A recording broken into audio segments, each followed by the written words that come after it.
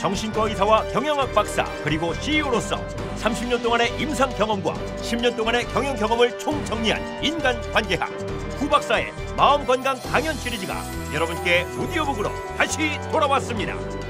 YMI, 힐링 스트레스, 관계방정식, 변화의 신, 그리고 선택의 함정, 자기 개발을 위한 종합 선물 세트, 현대인의 토탈 힐링 성서이며 직장인의 신명심보감이자 마음을 움직이는 화제의 신간 5권을 지금 인터넷으로 만나실 수 있습니다.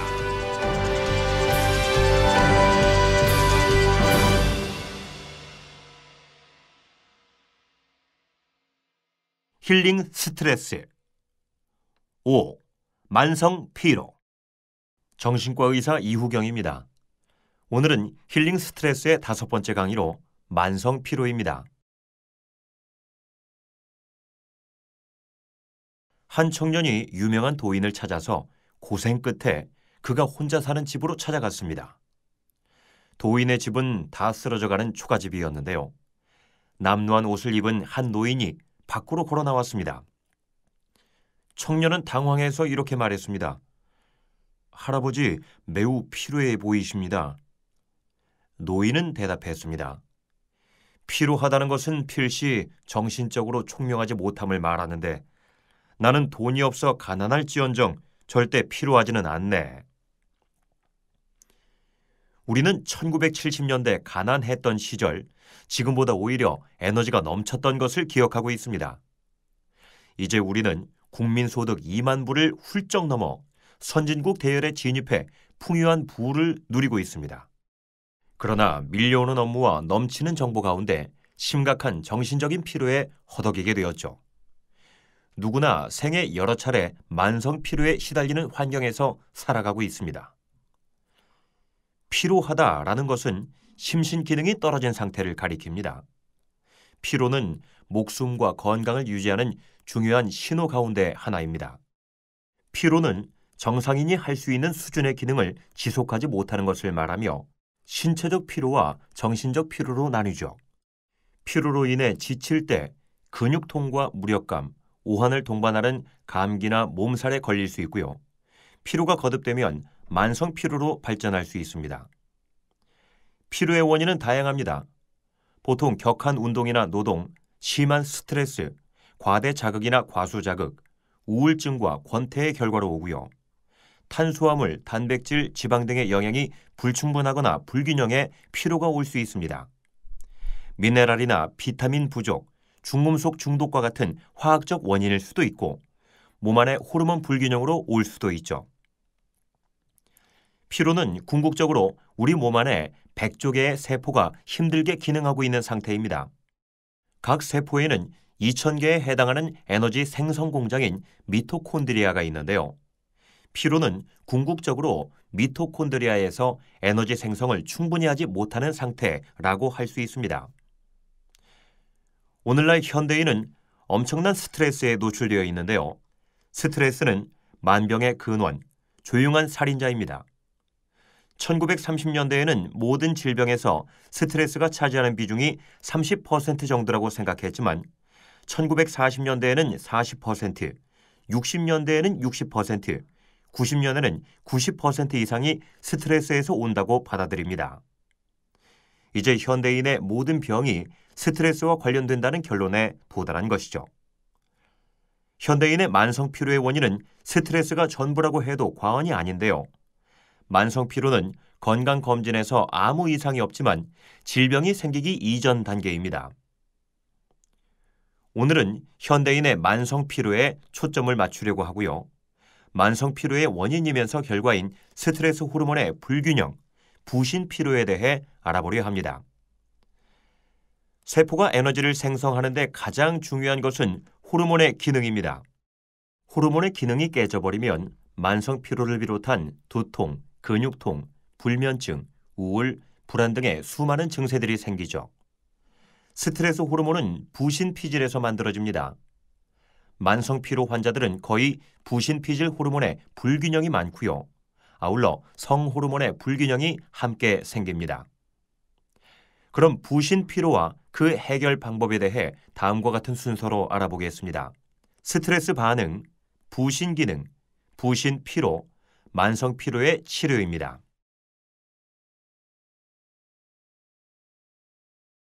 첫 번째 토픽은 스트레스 반응입니다. 스트레스 반응은 생체에 가해지는 여러 자극에 대해서 체내에서 일어나는 비특이적인 생물 반응입니다. 심리적으로 외부로부터 위협이나 도전을 받을 때 몸을 보호하기 위해서 일어나는 심신의 변화 과정이고요. 이때 작용하는 호르몬이 스트레스 호르몬인데요. 아드레날린이나 코티졸이 혈중 내로 분비돼서 우리 몸을 보호하려고 하며 위험에 대처해 싸우거나 그 상황을 피할 수 있는 힘과 에너지를 제공합니다. 스트레스 반응은 체내에서 외부 자극에 대응하기 위해 스스로를 변화시키는 일정한 작용입니다. 캐나다 내과 의사인 셀리에는 이를 일반 적응 증후군이라 부르고 크게 경고기, 저항기, 소진기 3단계로 나누었습니다. 1단계는 경고기입니다. 생체가 위험 상황에 대해 적극적으로 저항을 나타내는 시기인데요. 보통 흥분과 긴장 반응이 나타나고 에너지가 많이 생산되고 많이 소모됩니다. 이 시기에는 아드레날린과 코티졸이 모두 중요한 역할을 합니다. 자동차로 비유하면 코티졸은 가속 페달에 해당하고 아드레날린은 변속기에 해당하죠. 우리는 위험 상황에서 변속기와 가속 페달을 둘 다 잘 활용해야 효율적이고 빠른 속도로 도망갈 수 있습니다. 아드레날린은 부신 수질에서 분비됩니다. 아드레날린이 급격히 증가하면 심박동이 빨라지고 혈압이 상승하고 산소 섭취량이 증가하고 근육으로 가는 혈류량이 증가하고요. 상대적으로 내장의 혈류량이 감소해서 급체하기도 합니다. 코티졸은 부신 피질에서 분비됩니다. 코티졸이 증가하면 손과 발에 땀이 많이 나고 모든 근육이 수축합니다. 에너지가 많이 필요하기 때문에 저장된 글리코겐을 모두 당으로 전환해서 에너지를 최대한 생산하죠. 이러한 경고기가 지나면 일시적으로 회복되는 시기가 필요합니다. 회복기는 보통 하루 이틀 걸리는데 이를 거치지 않으면 저항기로 넘어갑니다. 스트레스 후에 탈진돼서 코티졸의 분비가 감소되고 스트레스에 더 이상 반응을 안 할 수도 있죠. 2단계는 저항기입니다. 경고기를 지나고도 계속 스트레스에 노출되면 저항기로 이행됩니다. 저항기는 수개월에서 심지어는 15에서 20년 지속되는 경우도 있죠. 경고기에 부신 수질에서 분비되는 아드레날린이 주된 역할을 했다면 저항기에는 부신 피질에서 분비되는 코티졸이 주된 방어 역할을 합니다. 지속적인 스트레스를 이기기 위해서는 많은 에너지를 필요로 합니다.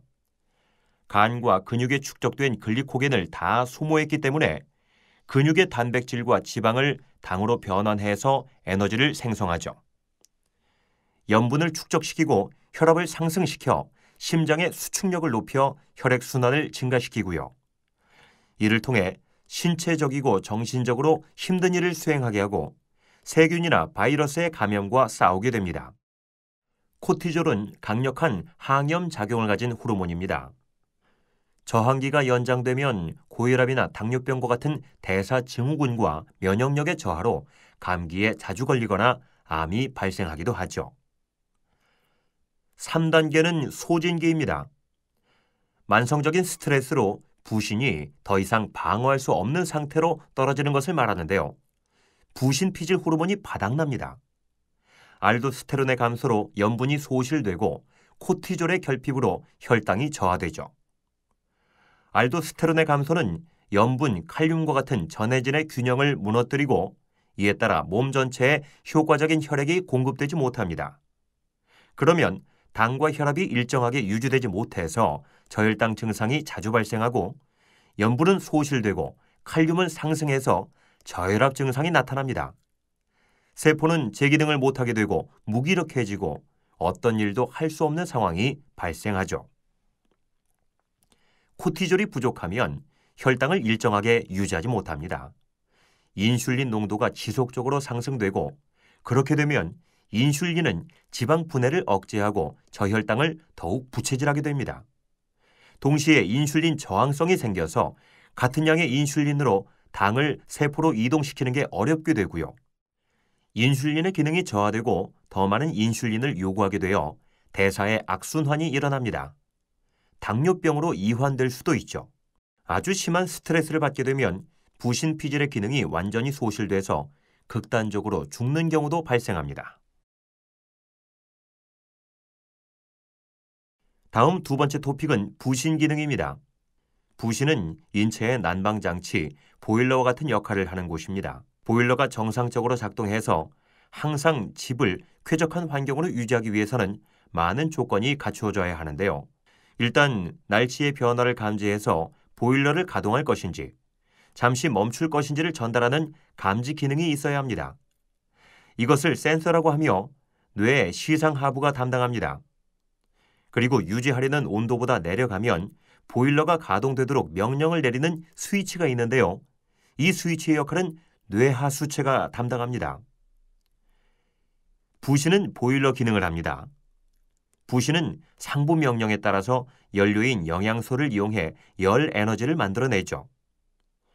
보일러가 고장이 나면 쾌적한 생활을 할 수 없는 것처럼 부신 기능에 이상이 생기면 환경에 적응하지 못하고 효율적으로 에너지를 생산하지 못하고 연료만 비정상적으로 축적하게 됩니다. 다시 말해 알레르기, 만성 피로, 비만이 생기죠. 이러한 현상이 바로 현대인의 만성병이 발생하는 기전입니다. 그러므로 만성병이 생기기 전에 교정하는 것이 건강한 삶을 사는 비결입니다. 부신은 혈당 조절, 혈압 조절, 면역 기능, 성호르몬 조절 등 다양한 기능을 합니다. 부신 기능에 문제가 생기면 피로 증상과 함께 다양한 부신 기능 저하 증상이 생기는데요. 대표적으로 5가지 증상이 있습니다. 첫째, 스트레스 대처 능력과 에너지 생성 능력에 문제가 생깁니다. 아침에 일어나기 힘들고 잠을 자도 개운하지 않죠. 항상 기운이 없고요. 정신 집중이 안 됩니다. 갑자기 어떤 일을 해야 할지 명확하게 떠오르지 않기도 하고 스트레스를 받으면 혼돈 상태에 빠지고 이유 없이 불안하고 만사가 귀찮을 수 있습니다. 성욕이 이전보다 현저하게 감소하죠. 둘째, 자율신경에 기능장애가 생깁니다. 특별한 이유 없이 속이 울렁거리거나 토할 것 같습니다. 소화가 안 되고요. 갑자기 앞이 캄캄해지거나 뿌옇게 보일 때가 있습니다. 추위에 민감해지고 추위를 견디기 힘들죠. 혈압의 변화가 심하고 일어나거나 누울 때 두통이나 어지럼증을 느낍니다. 저녁이 되면 발목이 붓거나 혀에 치아 자국이 나 있습니다. 이마나 얼굴, 목에 작고 검은 점들이 나타나고 얼굴색이 좋지 않다고 주위에서 말하죠. 셋째, 전해질 균형 장애가 발생합니다. 짭짤하고 달콤한 것을 먹고 싶을 때가 있고요. 오렌지 주스나 바나나를 먹으면 기분이 나빠집니다. 넷째, 저혈당 증상이 나타납니다. 참을성이 없어지고 화를 많이 내게 됩니다. 갑자기 힘이 빠지고 배고픔을 참기 힘들며 자다가 자신도 모르게 손과 발을 자주 움직이게 됩니다. 다섯째, 면역 기능에 이상이 옵니다. 감기에 자주 걸리고 잘 낫지 않죠. 심한 스트레스를 받으면 큰 병이 나거나 드러눕습니다. 목 주위 임파선이 자주 붓고 이유 없이 관절이 아프거나 통증이 심해집니다. 이전에 없던 음식 알레르기나 이유 없는 알레르기 반응이 자주 발생하죠. 상처가 잘 생기거나 잘 낫지 않습니다. 다음 세 번째 토픽은 부신피로입니다. 부신피로는 부신이 기능을 못해서 효율적인 에너지 생산을 못하는 상태입니다. 부신의 기능이 정상일 때는 코티졸이 정상으로 분비돼서 무난하게 스트레스를 이길 수 있습니다. 하지만 스트레스가 쉽게 해결이 되지 않아 장기간으로 진행되거나 반복적인 스트레스가 있거나 스트레스를 받은 후 부신이 회복할 수 있는 기회를 충분하게 갖지 못한다면 부신은 지치게 되고 끝내는 소진되죠. 이렇게 부신이 소진되면 이전에는 전혀 스트레스라고 여기지도 않던 사소한 일도 피곤하게 느껴지고 충분한 기간 휴식을 취해도 피곤이 없어지지 않습니다. 바로 만성 피로가 나타나게 되는 겁니다. 부신 피로는 현대인에게 흔하게 나타날 수 있습니다. 의사, 경찰, 회사 중역, 펀드 매니저, 법조인, 간호사, 목사 부인, 상담원 등에서 흔하죠. 불규칙한 식생활 패턴도 부신 기능 저하를 유발합니다. 부신 피로를 겪는 현대인의 모습은 보통 이렇습니다. 생기를 돋우는 호르몬인 코티졸이 부족해 배고픔을 못 느껴 아침을 거르고 잠을 자도 개운하지 않기 때문에 간신히 일어납니다. 오전 10시에서 11시가 되면 기운이 없어지고 컨디션이 나빠지는 증상이 생기면 설탕 커피를 한 잔 마십니다. 그러면 기분이 약간 전환되죠. 설탕 커피의 설탕이 저혈당을 없애주고 커피는 코티졸의 분비를 촉진시키기 때문입니다. 오후 12시에서 1시 점심시간이 되어 직장 동료들과 배고프지 않아도 식사를 하게 됩니다. 메뉴는 주로 밀가루 음식인데 면 종류는 당지수가 높아서 인슐린 분비를 자극하기 때문에 반동성 저혈당이 발생하게 되고 이로 인해 식후 식곤증이 심하게 생깁니다. 그러면 식곤증을 이기기 위해 다시 설탕 커피나 빵, 과자, 사탕 등을 먹습니다. 이것이 인슐린 분비를 다시 자극하고 연이은 저혈당이 코티졸의 요구량을 증가시키죠. 오후 3시에서 4시가 되면 특별한 이유 없이 갑자기 기운이 빠지는 저혈당 증상이 나타납니다. 그러면 또 이를 이기기 위해 커피나 초콜릿 등 단 것을 찾습니다. 담배를 피기도 하는데 니코틴은 코티졸을 자극하죠. 오후 6시에서 7시가 되면 대부분 약속이나 회식이 있어서 과식을 합니다. 물론 음주도 하고요. 밤에는 에너지를 소비하는 호르몬이 감소되기 때문에 섭취한 대부분의 에너지가 축적돼서 내장 비만의 원인이 됩니다. 저녁 식사 후에는 힘이 없습니다. TV를 시청하다 잠이 들게 되는데 밤 11시 이전에 잠을 청하지 않으면 새벽 1, 2시까지 잠이 오지 않고 새벽에 간신히 잠을 자게 됩니다. 역시 아침에 일어나기 힘든 생활의 악순환이 계속되죠. 이러한 롤러코스터 현상은 부신 피로를 겪는 현대인에게 흔한 현상입니다. 생활 중 저혈당 증상이 자주 오고 혈당을 높여주는 음식을 먹으면 잠깐 괜찮아졌다가 다시 저혈당 증상이 오는 것인데요. 이러한 이유로 부신을 짜서 쓰는 커피, 담배, 카페인 음료에 의지하게 되고 빵, 과자, 사탕, 달콤한 과일을 많이 찾게 됩니다. 이 같은 식생활 패턴은 부신 호르몬을 과다하게 사용하도록 부채질하고 그 결과 부신 피로와 부신 소진의 함정에 빠지게 됩니다. 마지막 4번째 토픽은 부신 피로의 치료입니다. 크게 식이요법과 운동요법, 영양치료가 있습니다. 우선 식이요법입니다. 진화론적으로 인간이 곡식을 재배하게 된 것은 1만 년 전입니다. 인류가 지구에 살기 시작한 것이 250만 년 전이라고 하니 곡식 재배는 최근의 일이라고 할 수 있죠. 인류 생존 기간 대부분 우리는 수렵인이었기 때문에 육류, 생선, 계란, 과일, 채소, 견과류, 종자류 등으로 연명했습니다. 쉽게 접하는 밥, 빵, 우유, 설탕, 기름 등은 가공된 새로운 식품이고요. 어쩌면 유전학적으로 원시 식단이 우리 몸에 보다 적응적일 수 있습니다. 그러므로 식이요법에서 원시 식단을 고려하는 것이 보다 과학적입니다. 주요 에너지원인 당에는 포도당, 과당, 유당이 있습니다. 포도당은 밥과 빵을 포함한 대부분의 음식에, 과당은 과일에, 유당은 우유에 들어 있습니다. 셋 중에서 세포가 가장 편안하게 흡수하는 것은 과당이고요. 포도당은 가장 많은 인슐린의 노동을 요구하며 인슐린 저항성의 주범입니다. 유당은 대사 과정에서 독소가 나오는데요. 식이요법을 위해서는 과일을 먹는 게 좋습니다. 한 번에 한 가지 과일을 충분히 먹는 게 좋고 과일과 채소를 같이 먹는 것은 독소가 나올 수 있으므로 좋지 않죠. 밥과 과일 또는 밥과 채소가 좋습니다. 아침과 점심은 밥을 먹고 저녁은 과일만 먹는 것도 좋은 방법이고요. 좋은 음식과 올바른 식사법을 채택하는 것도 매우 중요합니다. 음식은 골고루 먹고 한 번에 100번 이상 씹어서 소화가 잘 되도록 해야 합니다. 식단은 탄수화물과 식이섬유, 단백질과 지방을 3대 4대 2대 1로 하는 것이 가장 바람직합니다.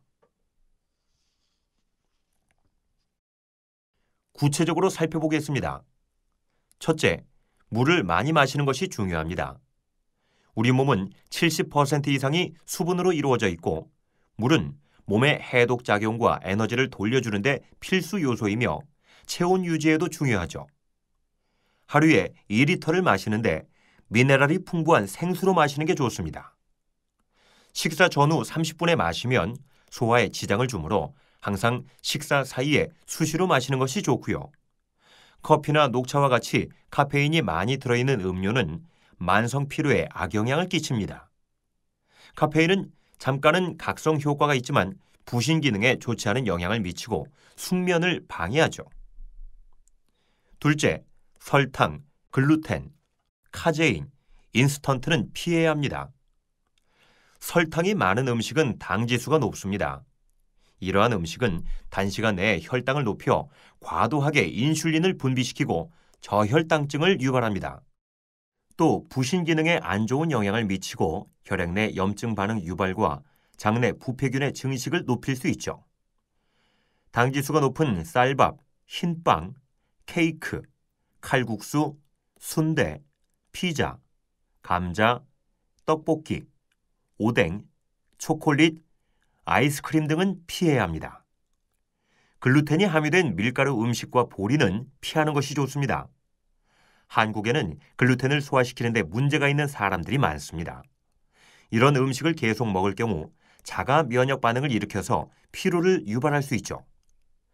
카제인이 포함된 우유, 치즈도 피하는 것이 좋습니다. 카제인도 한국 사람들 중에 소화가 잘 안 돼서 피로를 일으키는 경우가 많습니다. 인스턴트 음식, 튀긴 음식, 술을 되도록 피해야 합니다. 이런 음식들은 독소를 유발하고 장을 불규칙하게 하는 음식이므로 피로를 유발합니다. 인스턴트 음식은 대부분 탄수화물이 많고 정제 과정에서 영양소가 변하고 또한 조미료나 향료가 들어있어서 몸에 안 좋고요. 튀긴 음식은 주로 식물성 지방이 사용되는데 열에 쉽게 산패되어 트랜스 지방으로 바뀌어서 몸에 독소로 작용합니다. 술은 그 자체가 칼로리가 너무 높고 또한 분해 과정에서 생성된 물질이 독소로도 작용하죠. 특히 간식을 삼가는 것이 좋습니다. 위장과 소장은 동시에 작동하지 못합니다. 음식을 먹고 위장에서 소화한 후 소장으로 내려갔을 때 다시 간식을 해서 위장에 음식물이 들어오면 위장만 작동하게 돼 소장의 음식이 제대로 분해가 안 돼서 부패될 수 있어요. 음식은 5시간 간격으로 먹는 것이 좋습니다. 셋째, 권장 음식입니다. 현미밥, 호밀빵 등 정제되지 않은 곡식을 먹는 게 좋습니다. 잡곡밥을 먹는 게 좋죠. 이들은 여러 영양소가 풍부하고 섬유질도 많이 들어있습니다. 호르몬의 원료인 단백질을 섭취해야 합니다. 단백질은 몸 안에서 주로 구조와 기능의 역할을 하기 때문에 꼭 필요합니다. 특히 필수 아미노산은 체내에서 합성이 안 되기 때문에 외부로부터 섭취해야 하는데요. 식물성 단백질과 동물성 단백질을 반반 섭취하는 것이 좋습니다. 야채, 나물, 해조류, 토마토와 같은 식이섬유와 비타민, 미네랄, 항산화제가 풍부한 음식을 많이 먹는 게 좋습니다. 모든 과일은 껍질에 많은 영양소를 함유하고 있습니다. 농약이 문제일 수 있지만 잘 씻어서 껍질과 같이 먹는 것이 좋죠. 당지수가 높은 과일은 아침에는 삼가고 간식으로 먹을 때도 적게 먹는 것이 좋습니다. 다음은 운동요법입니다. 운동요법은 유산소 운동, 저항성 운동, 유연성 운동으로 나눕니다. 유산소 운동은 몸 안에 지방을 태우는 중요한 방법이고요. 또 인슐린 저항성을 고쳐줍니다. 한국 사람들의 몸은 지방보다 탄수화물을 태우는데 더 익숙한 엔진을 가지고 있습니다. 그러므로 40대 이상이 되면 쉽게 인슐린 저항성이 오는데요. 고기와 지방은 안 먹고 탄수화물만 먹어도 살이 찝니다. 몸에 들어온 탄수화물이 인슐린의 기능 저하로 세포로 못 들어가고 간으로 가서 지방으로 전환되기 때문이죠. 그러므로 유산소 운동은 중요합니다. 운동을 시작해서 최소 20분간은 탄수화물만 태우므로 최소 30분 이상은 운동을 해야 지방을 태울 수 있습니다. 너무 심한 운동을 하는 경우 몸 안에서 코티졸이 분비되어 혈당이 올라가고 지방보다는 탄수화물을 태우기 때문에 바람직하지 못합니다. 최고 운동량의 60% 정도로 운동을 하는 게 좋죠. 저항성 운동은 꼭 필요합니다. 근육을 키워야 기초 대사량이 늘어나고 그래야 잠을 자면서도 지방을 태울 수 있습니다. 유연성 운동은 스트레칭입니다. 우리는 하루 종일 신경을 쓰거나 일을 하게 되는데 이때 모든 근육이 강직되게 되죠. 그러므로 모든 근육을 이완시켜주는 스트레칭은 매우 중요합니다. 끝으로 영양치료입니다. 식사를 잘하기 때문에 영양제를 안 먹어도 된다고 생각할 수 있습니다. 그런데 현재 우리가 먹는 음식물에는 비타민, 미네랄이 충분하지 않습니다. 그 이유는 대량 생산, 화학비료, 하우스 재배 등에 있는데요. 영양제 섭취는 종합 영양제인 비타민, 미네랄, 항산화제와 오메가3가 기본이 되어야 합니다. 최근 비타민C 고용량 요법도 많이 알려져 있습니다. 비타민C는 항산화제로서 몸의 해독 기능을 높여주고 염증을 줄이며 대장 내 부패균도 없애주고 면역을 높여주고 부신 기능을 높이는 데 중요한 역할을 합니다. 알약으로 된 비타민C를 고용량으로 쓸 때는 하루에 3에서 6g 이상 복용할 수 있습니다. 감기가 있을 때는 2배로 복용할 수 있고요. 비타민C는 수용성이므로 과량을 복용해도 부작용이 없습니다. 반면 비타민 A와 비타민 E도 중요한 항산화제이지만 지용성이므로 조심해서 복용해야 하죠. 비타민 B군은 물질 대사와 에너지 생성에 매우 중요합니다. 스트레스를 받아 에너지 대사가 과열됐을 때 많은 비타민 B군과 미네랄이 필요하므로 충분히 공급해줘야 합니다. 모든 세포막은 지방산으로 이루어져 있는데요. 특히 뇌세포는 더욱더 많은 지방산이 필요합니다. 그런데 현대인들은 나쁜 식습관으로 나쁜 지방산을 많이 섭취하죠. 좋은 지방산인 오메가3가 턱없이 부족합니다. 그러므로 오메가3를 보통 1g 이상 꾸준히 먹어야 합니다. 오메가3는 세포 내에 다른 영양소를 공급하는 데 중요한 역할을 하고 염증을 줄여주는 데도 중요합니다.